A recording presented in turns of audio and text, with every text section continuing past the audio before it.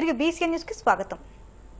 నెల్లూరు జిల్లా గూడూరు పట్టణంలోని పలు గ్యాస్ గోడౌన్లను డిఎస్ఓ లీలారాణి తనిఖీ చేసి రికార్డులను పరిశీలించారు. ఈ సందర్భంగా ఆమె మాట్లాడుతూ గూడూరులోని పలు గ్యాస్ గోడౌన్లను తనిఖీ చేశామని, సాయి గ్యాస్ ఏజెన్సీపై అనేక ఫిర్యాదులు వస్తున్న నేపథ్యంలో విచారిస్తున్నామని తెలిపారు. ప్రజలు కూడా అవసరమైనప్పుడు మాత్రమే గ్యాస్ బుకింగ్ చేసుకోవాలని సూచించారు. సోషల్ మీడియాలో గ్యాస్ సరఫరాపై అసత్య ప్రచారాలు చేస్తే చర్యలు తీసుకుంటామని హెచ్చరించారు. Shri Sai gas agency Gudur first ఇక్కడ విజిట్ చేసాము. ఇక్కడ నుంచి నెంబర్ ఆఫ్ కంప్లైంట్స్ అయితే కన్జ్యూమర్స్ నుంచి డిఎస్ఓ ఆఫీస్లో పెట్టిన కాల్ సెంటర్కి వస్తున్నాయి రిపీటెడ్గా. ప్రధానంగా ఏంటంటే ఓటీపీలు అడుగుతున్నారు డెలివరీ బాయ్స్. తెలిసిన వాళ్ళే కదా అని చెప్తున్నాము, కానీ డెలివరీ మాత్రం ఇవ్వడం లేదు. 2 days 3 days అయినా కూడా డెలివరీ చేయడం లేదు అనేది మెయిన్ కంప్లైంట్స్. సో అందుకోసంగా ఈరోజు విజిట్ చేయడం జరిగింది. అదేవిధంగా రికార్డ్స్, తర్వాత గోడౌన్లో స్టాక్ పొజిషన్ కూడా చెక్ చేసాము. స్టాక్ అయితే టాలీ అవుతూ ఉంది. అదేవిధంగా రెగ్యులేటర్స్ కూడా కొంచెం వేరియేషన్ ఉంది, అది ఇంకా రికార్డు కొంచెం అప్డేట్ చేసుకోవాల్సి ఉందని చెప్పారు.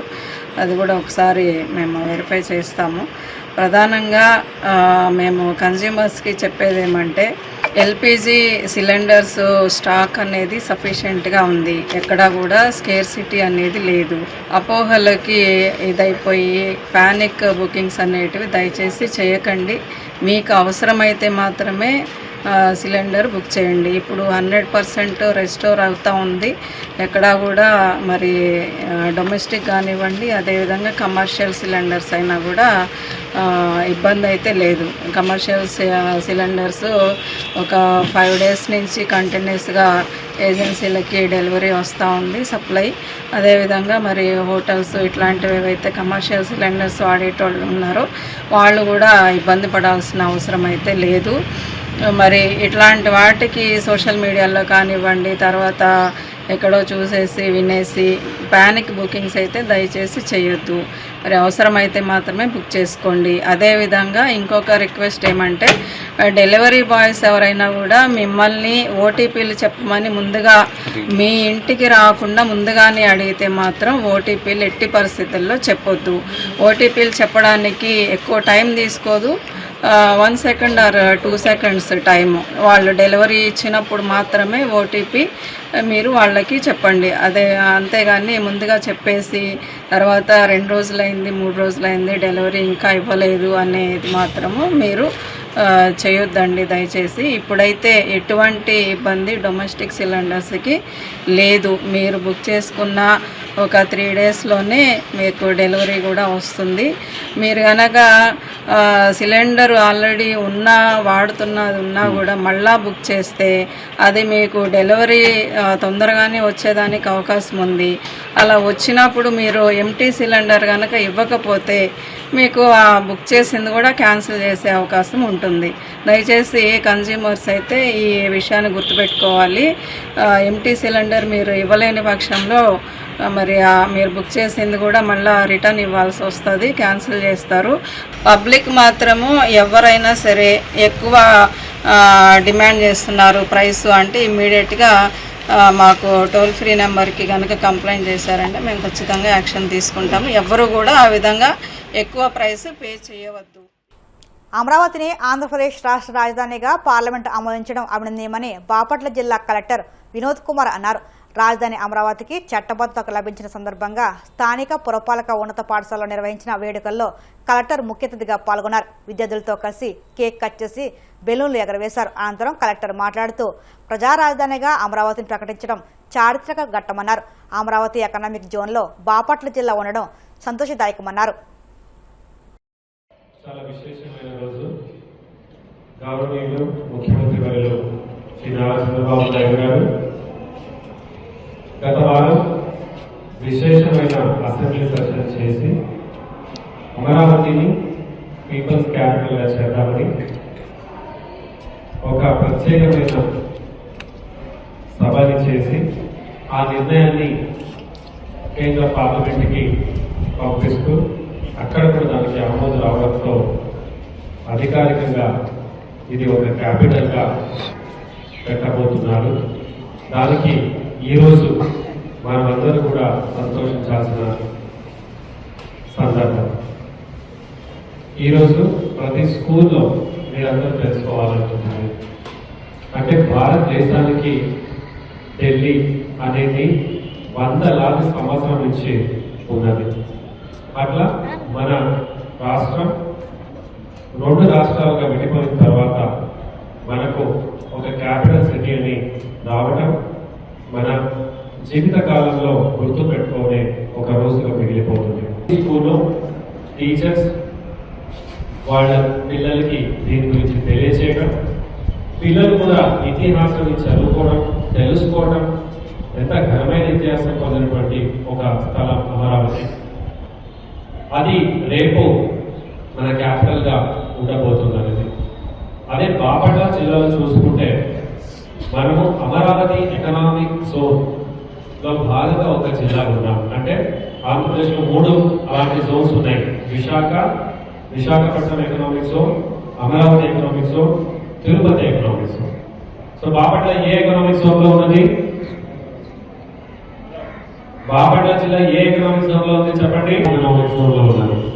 క్యాపిటల్ రీజియన్ డెవలప్మెంట్ CRDA పరిధిలో కూడా ఉన్నది.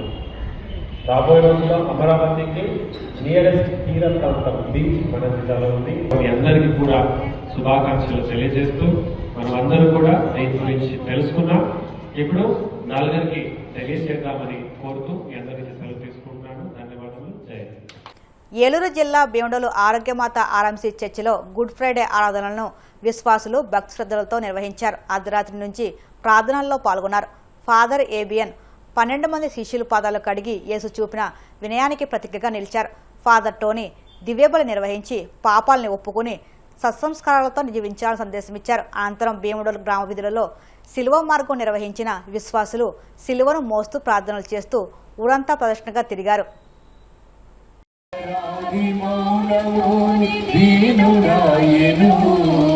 మాతృమూర్తి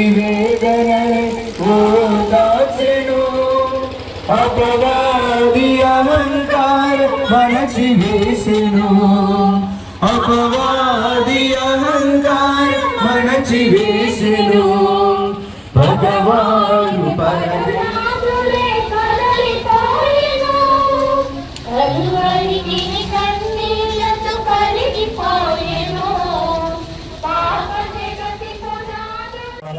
ఈరోజు పవిత్ర శుక్రవారంగా ఆచరిస్తుంది. క్రైస్తవులందరూ కూడా ఈ రోజు యేసు ప్రభు యొక్క శిలువ శ్రమల మరణం గురించి ప్రత్యేకంగా ధ్యానం చేసుకుంటున్నారు. ఈ యొక్క పవిత్ర శుక్రవారం నాడు క్రైస్తవులైన మనందరికీ ఈ లోకమంతటికి కూడా దేవుడు ఇచ్చినటువంటి ఒక సందేశం ఏమిటంటే దేవుడికి మన పట్ల ఉన్నటువంటి ఆ యొక్క గొప్ప ప్రేమను గురించినటువంటి ఒక సందేశము ఈ యొక్క పవిత్ర శుక్రవారం నాడు మనమందరం శిలువ శ్రమల యేసు ప్రభు శిలువ శ్రమల ద్వారా మనమందరం కూడా ధ్యానం చేసుకోవాలి. యోహాను శుభవార్త 3:16 చదువుతున్నాం. దేవుడు లోకమును ఎంతో ప్రేమించి తన ఏకైక కుమారుని మన కోసం ప్రసాదించను. ఆయన విశ్వసిస్తున్న ఎవరినో కూడా నశించుకోకుండా అందరూ కూడా రక్షించబడటమే నిత్య జీవం పొందడమే అట్లా చేస్తాను. మానవాళి అంతటా గొప్ప ప్రేమను తన యొక్క శిలువ శ్రమల మరణము ద్వారా యేసు ప్రభు ఈ లోకానికి చూపించారు. మనమందరం కూడా ఈ యొక్క పవిత్ర శుక్రవారం నాడు అలవాడు యేసు ప్రభు తన యొక్క పాప పరిహారం కోసం చేసినటువంటి ఆయన అనుభవించినటువంటి ఆ యొక్క శ్రమల గురించి ఆయన ఎదురైనటువంటి శిలువ మరణం గురించి ధ్యానిస్తూ ఆయనకు మన పట్ల ఉన్నటువంటి యొక్క ప్రేమను గుర్తిస్తూ మన యొక్క జీవనంలో ఆ ప్రభు సిద్ధానుసారంగా జీవించి ఆయన మన కోసం తీసుకొచ్చినటువంటి మనకు ప్రసాదించినటువంటి ఆ యొక్క నిత్య రక్షణ పొందడానికి మాత్రం ప్రయత్నించేద్దాం. దేవుడు మనందరినీ దీవించి ఆశీర్వదించుగాక. వార్తలు ముగించే ముందు ముఖ్యాంశాలు మరొక్కసారి.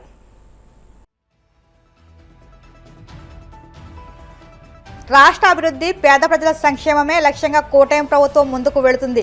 మంత్రి ఆనం రామనారాయణ రెడ్డి స్పష్టీకరణ.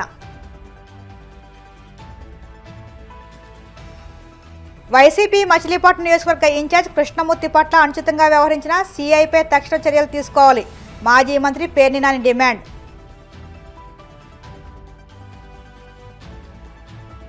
ఏలేరు జలాశయాన్ని పరిశీలించిన కాకినాడ జిల్లా collector MN Harinder Prasad CM ఆదేశాల మేరకు జిల్లాను అభివృద్ధి పదంలో నడిపించేందుకు కృషి చేస్తానని వెల్లడి.